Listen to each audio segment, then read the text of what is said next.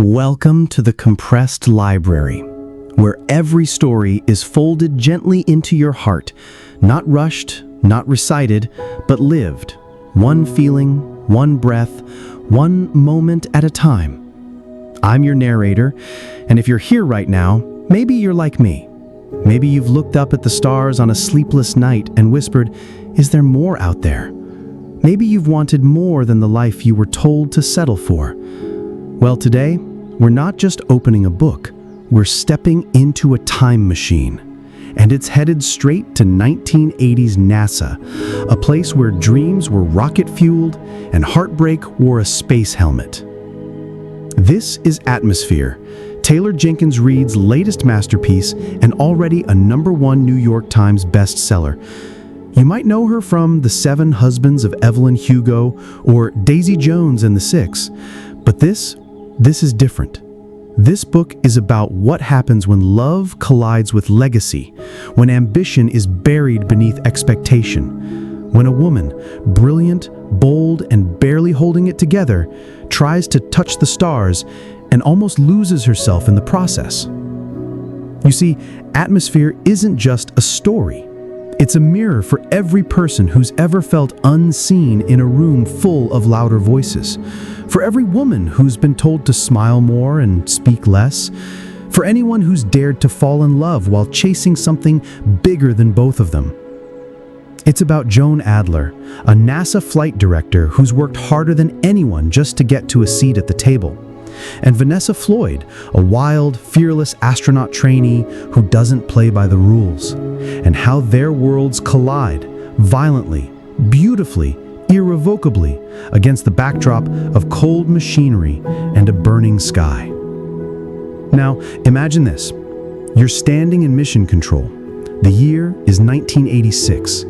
The room smells like coffee and wires. Screens flicker. The countdown is ticking.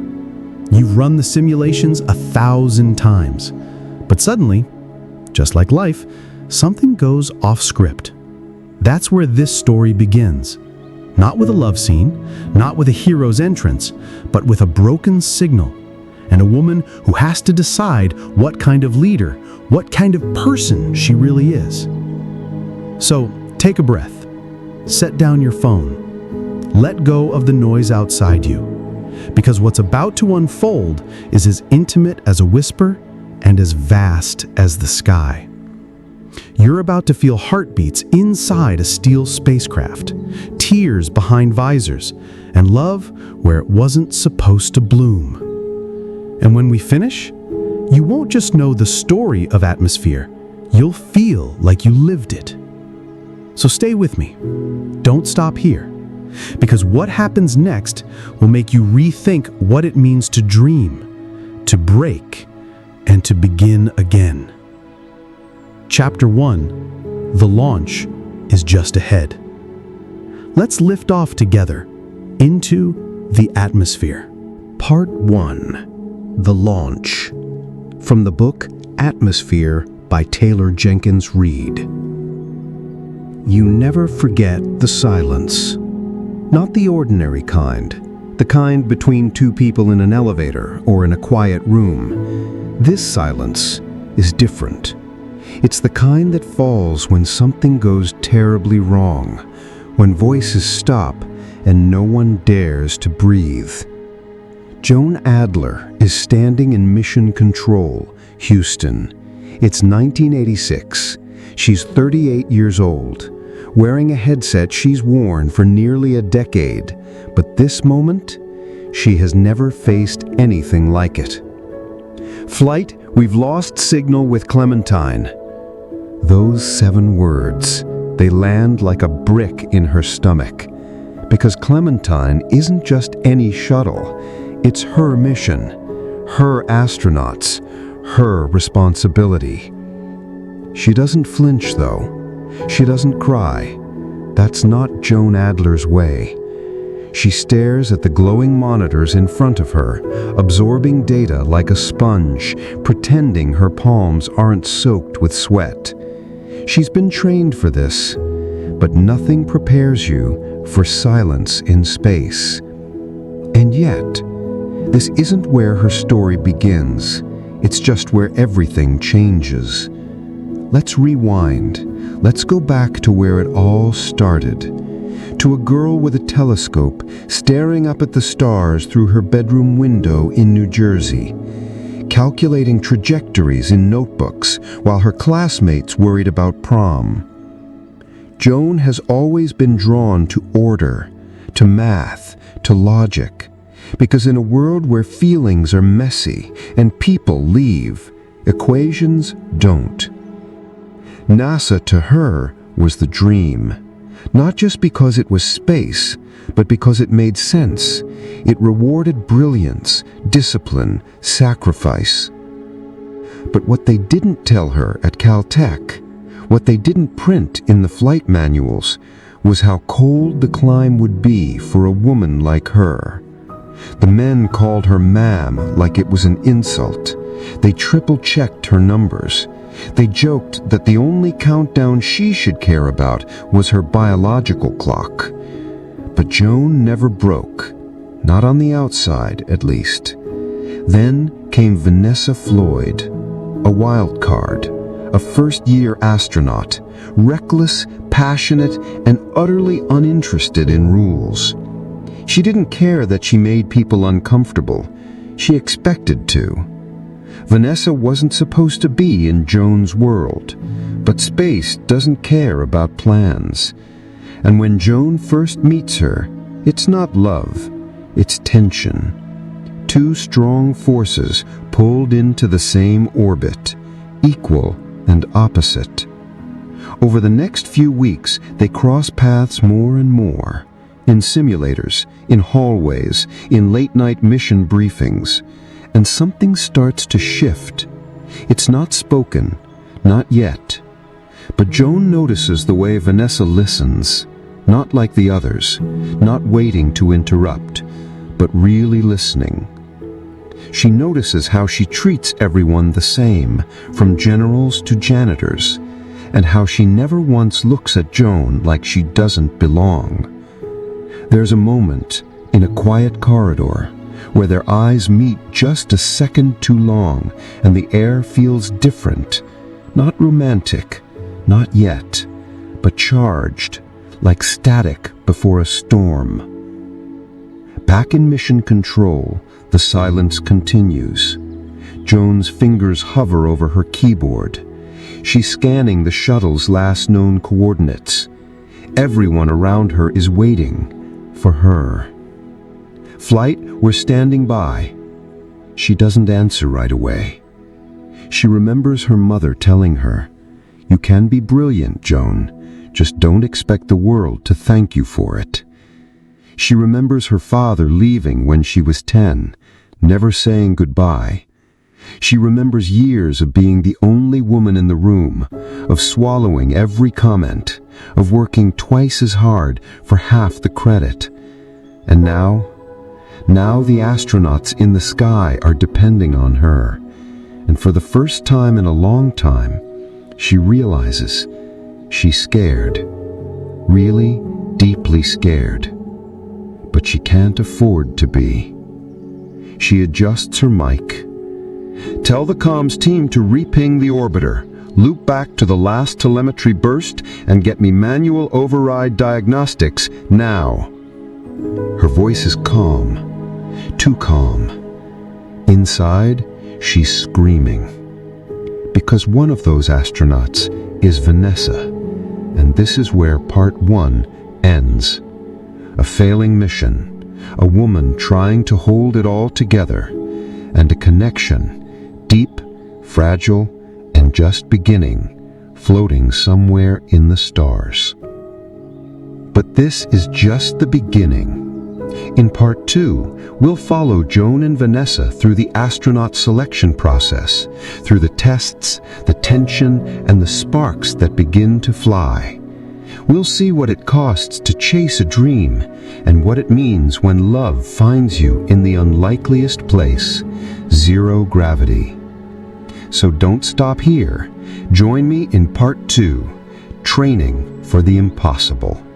Because the next chapter is about to change everything.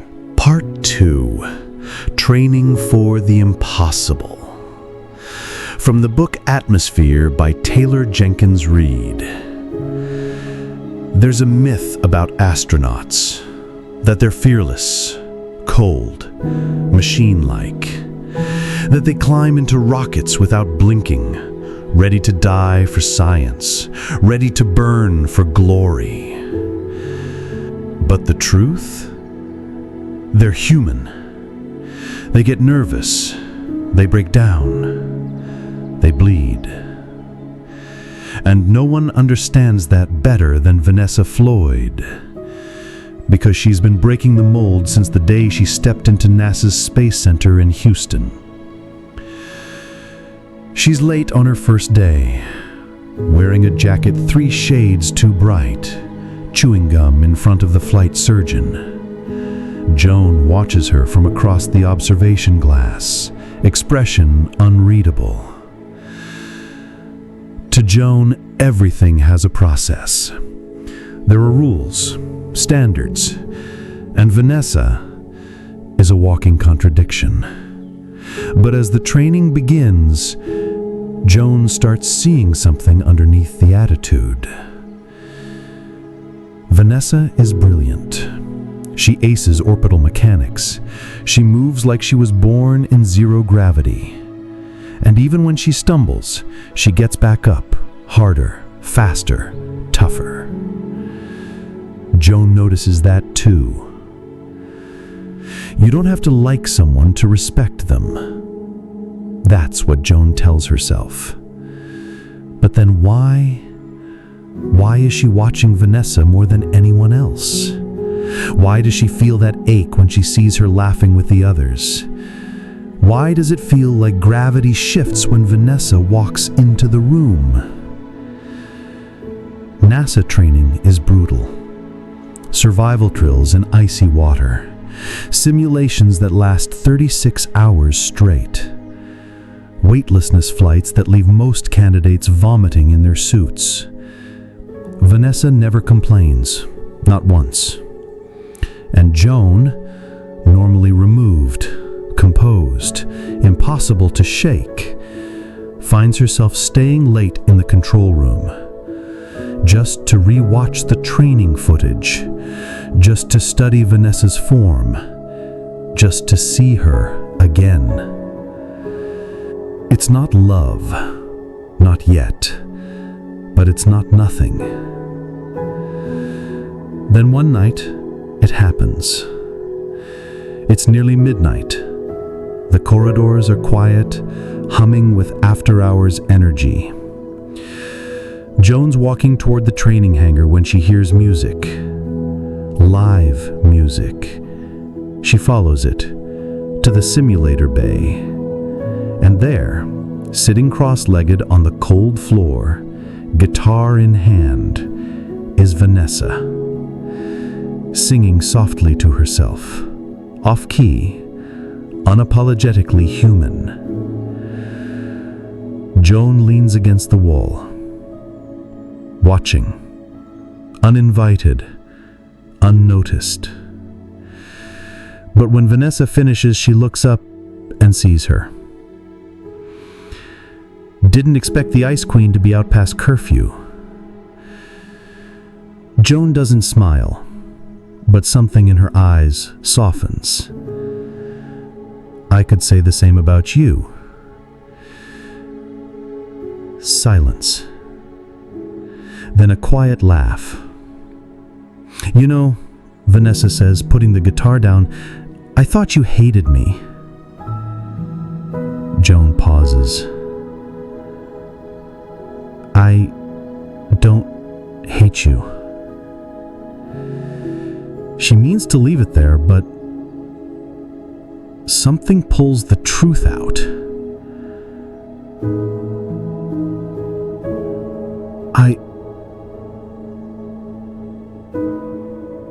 I don't hate you. And just like that, the wall between them cracks. Not fully, not enough to fall, but enough to see through. Days pass. Training intensifies. And Joan starts noticing other cracks. Not just in herself, but in the system. The men second-guess Vanessa, undermine her, joke behind her back. And Joan, who spent her whole career staying silent just to survive, finds herself stepping in. If her numbers are right, we follow them. End of discussion. Her voice cuts through the control room like a scalpel, sharp, precise. And for the first time, Vanessa looks at Joan not with sarcasm, not with defiance, but with something else. Gratitude. That night, they end up in the same cafeteria, both avoiding sleep, both carrying too much on their backs. They sit across from each other. No words, just silence. The good kind. Then Vanessa says, "Do you ever think about what it costs us to be here?" Joan looks up. Every day. Vanessa leans back, eyes searching the ceiling tiles like they hold some secret map. "I wanted to be an astronaut because I thought it would make me free. But some days I feel like I'm trapped in someone else's idea of me." Joan stares at her. Because that feeling is hers too.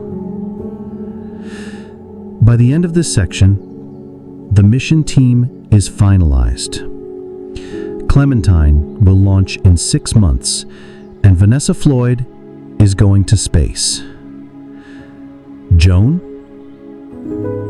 She'll stay on Earth, watching, guiding, caring far more than she ever intended to. But the thread between them, it's real now. Taut, electric, dangerous, and they both know it. The question isn't whether they feel something, it's whether they can survive it.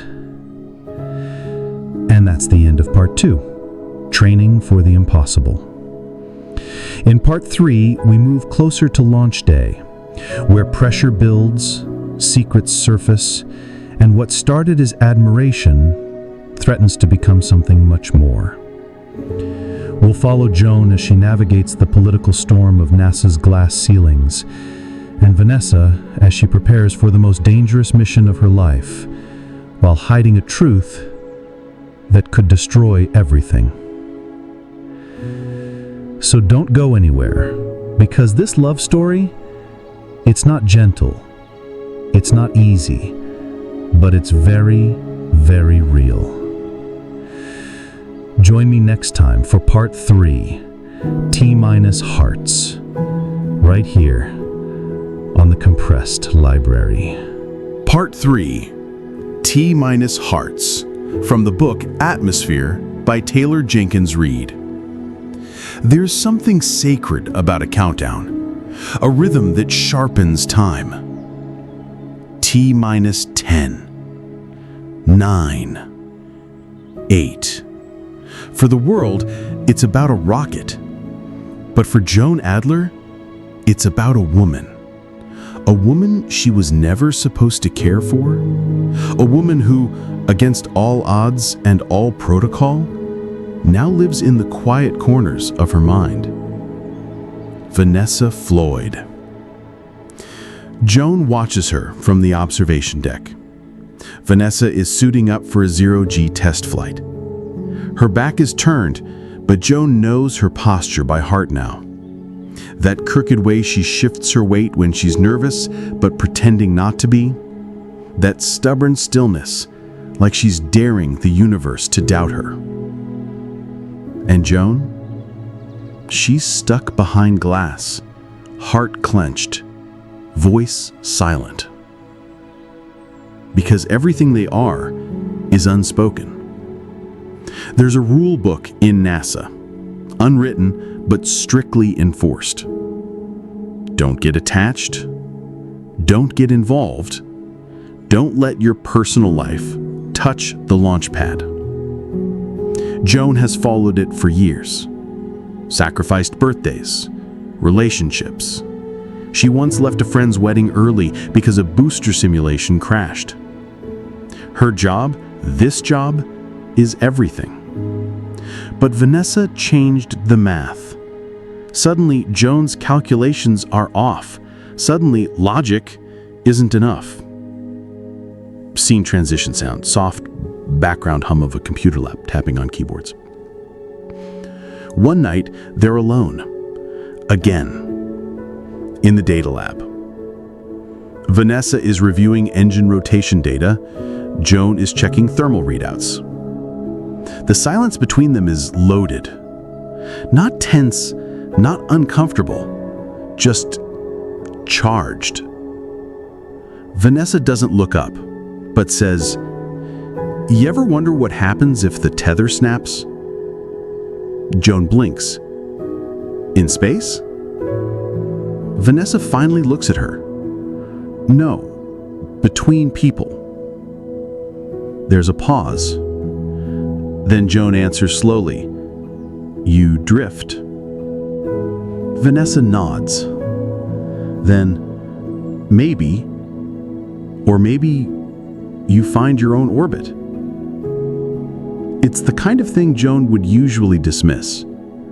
Too poetic, too risky. But in that moment, it doesn't sound naive. It sounds like hope. As launch day approaches, the cracks in both women begin to show. Joan is under pressure from leadership. There are whispers about favoritism, rumors that she's too close to the mission. Her boss, Jean, pulls her aside. "Don't let this get personal, Adler. You've worked too hard for too long." Joan nods, but inside, she's screaming. Because it is personal now. Every system check, every launch protocol, every telemetry detail, it's Vanessa's life hanging in the balance. And Joan doesn't know how to let go. Meanwhile, Vanessa is carrying a secret. Not the kind you confess, the kind you bury. Before she was selected, she lied on her psych eval. Not because she's unstable, but because the truth would have kept her grounded forever. She has panic attacks. Not often, but sometimes. In small rooms, in darkness, in silence. She never told Joan. She couldn't. Because Joan is the one who believed in her when no one else did. And now she's about to be launched into the loneliest silence imaginable. Scene change. Low rumble of a shuttle hangar, distant voices overcomes. It's one day before the launch. Vanessa finds Joan in the break room. There's no one else there. Just old coffee, vending machines, fluorescent lights buzzing overhead. They sit across from each other, and Vanessa says, "I need to tell you something." Joan stiffens. "What is it?" But Vanessa hesitates. "Never mind." Joan leans in, voice low. "You can't say that. Not now." And Vanessa finally says it. "I lied on the mental health form. I didn't mean to, if I told the truth, I wouldn't be here." Joan's stomach drops. Not because she's angry, but because she understands. "Why now?" she asks. Vanessa looks straight at her. "Because if something goes wrong up there, I don't want you to blame yourself." The next morning, Joan walks her to the suit-up room. They don't speak. They don't hug. But as Vanessa steps inside, she looks back, and for the first time, her face cracks. She smiles. Not the cocky one, not the guarded one, but the one Joan saw once, weeks ago, when she thought no one was looking. And Joan, she doesn't smile back. She nods. Just once. But it means everything. And that's where part 3 ends. Vanessa is heading into the sky. Joan is staying grounded, but emotionally, she's never been more adrift. 2 women, 1 mission, and a countdown that could bring them together or tear them apart. In part 4, Contact Lost, the shuttle launches. We'll witness the silence of space, the unraveling of secrets in zero gravity, and the moment that changes both women forever. It's a chapter filled with heartbreak, awe, and the weight of everything left unsaid. So, join me next time on the Compressed Library, where every second in space feels like an eternity on Earth. Part 4, Contact Lost. From the book Atmosphere by Taylor Jenkins Reid. Space is supposed to be quiet, but no one ever tells you how loud the silence can get. In this chapter, the shuttle Clementine takes flight. Vanessa Floyd leaves Earth behind. Not just the atmosphere, but the rules, the weight, and the woman she never got to love out loud. Back on Earth, Joan watches everything. Every metric, every heartbeat, every signal, until suddenly, one of those signals disappears. Transition. Countdown begins, soft and slow. T-minus 10, 9, 8. Launch day. Florida skies are clear. Reporters line the fences. Engineers pace like expectant fathers. Inside the shuttle, Vanessa straps in. Helmet tight, hands trembling just a little. She tries to focus on her breath. In, out. In, out. Joan's voice comes through the calm. Control to Clementine. Systems are green across the board. Godspeed. Vanessa closes her eyes. See you on the other side. The launch is flawless. The rumble, the fire, the violent poetry of gravity losing its grip. And just like that, she's up there, floating, above oceans, cities, war zones, and lovers. Vanessa looks out the window. Earth is a marble, beautiful, fragile, far. She's weightless, but inside, she's carrying more than ever. Soundscape shifts. Soft hum of the shuttle interior, muffled breathing inside a suit. It starts small, a blip in the oxygen feedback loop. Nothing dangerous, just odd. She reports it. The engineers nod, adjust, log it. But Joan? She hears something in Vanessa's voice. A pause, too long. A breath, too short. And Joan knows Vanessa is scared. Later in the sleep module, Vanessa curls into her sleeping bag zipped against the bulkhead. The stars are a million eyes staring through the port window. She misses music, touch, noise. Joan. In the silence, her mind begins to spiral. The panic she buried, it surfaces. She presses her head into the bag, counts backwards, just like her therapist taught her. But this isn't a therapist's office. This is orbit. And the silence here, it doesn't forgive mistakes. Soundscape shifts. A klaxon. On day 4 of the mission, it happens. Contact is lost. A power hiccup in the comm relay. Just a few seconds, but to Joan, it feels like a lifetime. Her hands fly over the control panel. Clementine, do you copy? Vanessa, come in. Come in. No response. The room goes quiet. And Joan does something she's never done before. She prays. Not to God, not really, but to Vanessa. To hold on, to breathe, to fight. Scene change. Inside the shuttle. Vanessa is alone. System alerts flash. Oxygen fluctuation. Light blinking red. She knows what's happening. It's not failure. It's not sabotage. It's just space. Cold. Mechanical. Uncaring. She floats to the panel. Reboots the comm, resets the relay, but her breathing is too fast. She feels it coming. The spiral. The panic. And then, Joan's voice. Vanessa, you're back. It's clipped, controlled, but Vanessa hears it.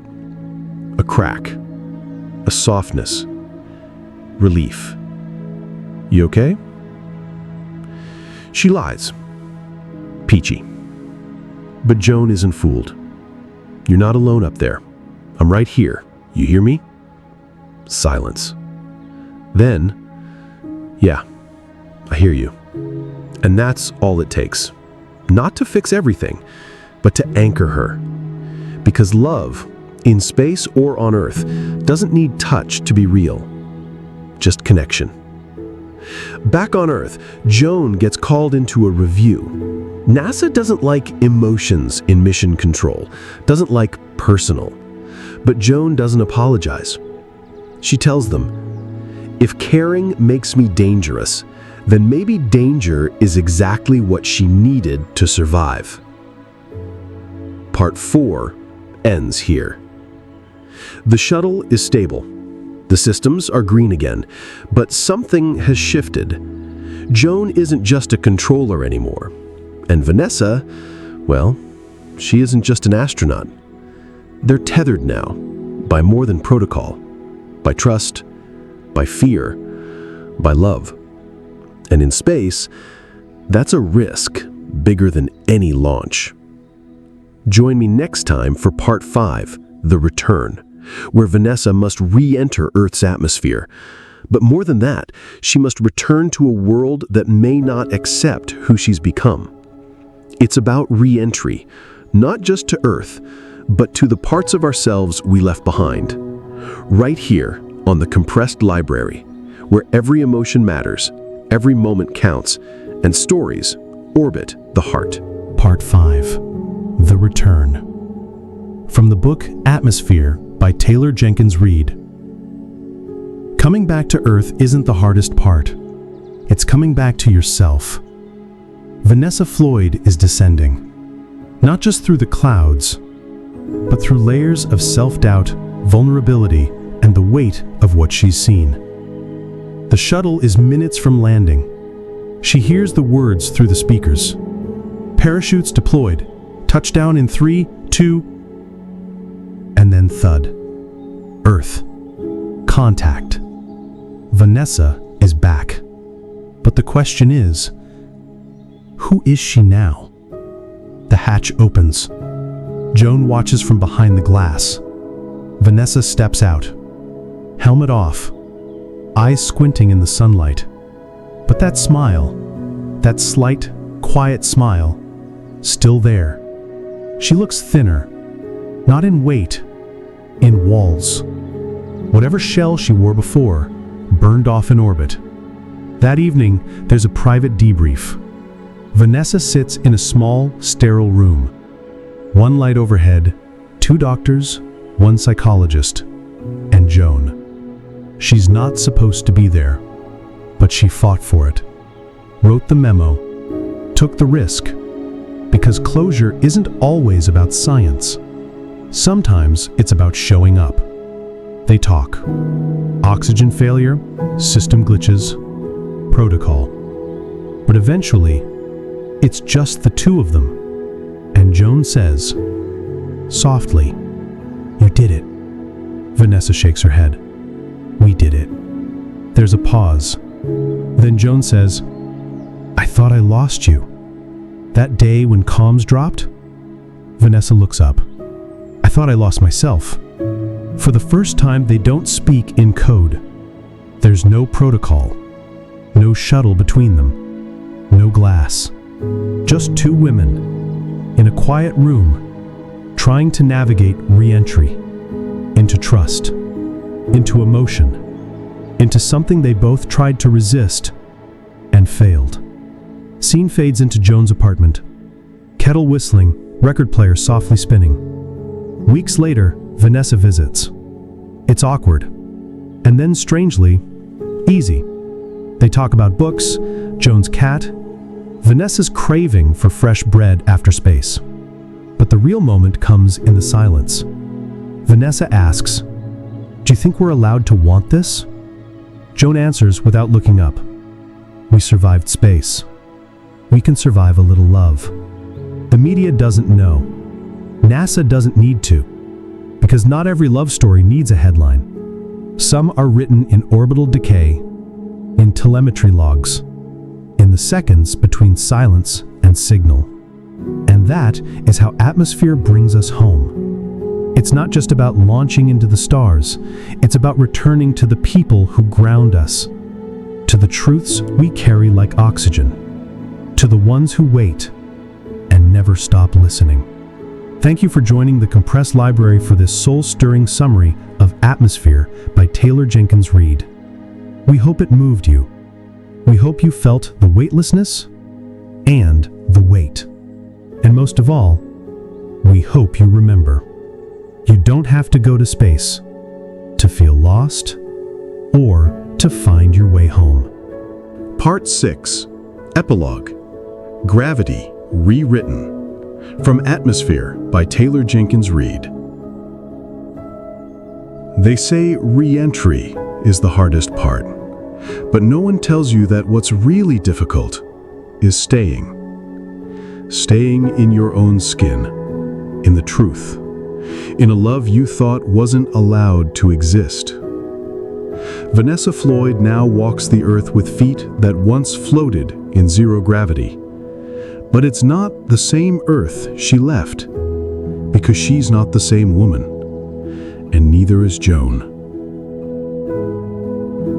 In the months that follow, NASA moves on. Another mission, another launch, another headline. But the world doesn't know the whole story, the one that was never in the press kits.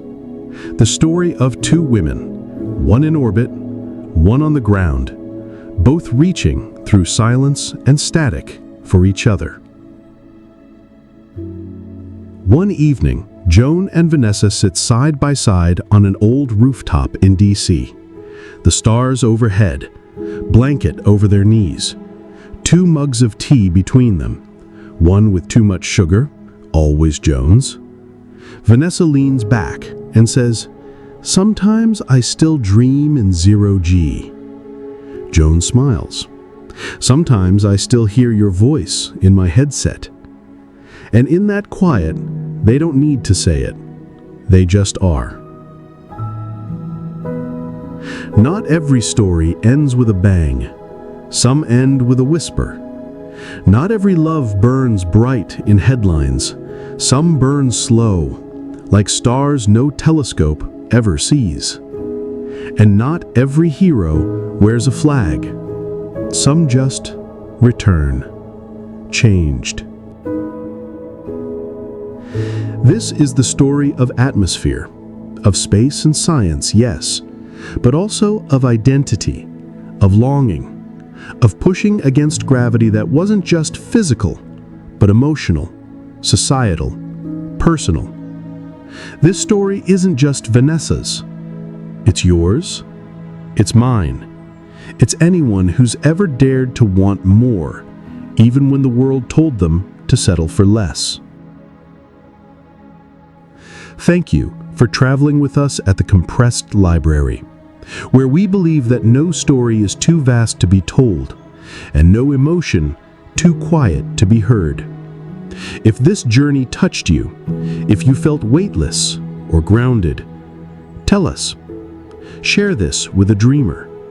And join us again where the next story awaits, compressed but never diminished, because here every story counts, and some even rewrite gravity.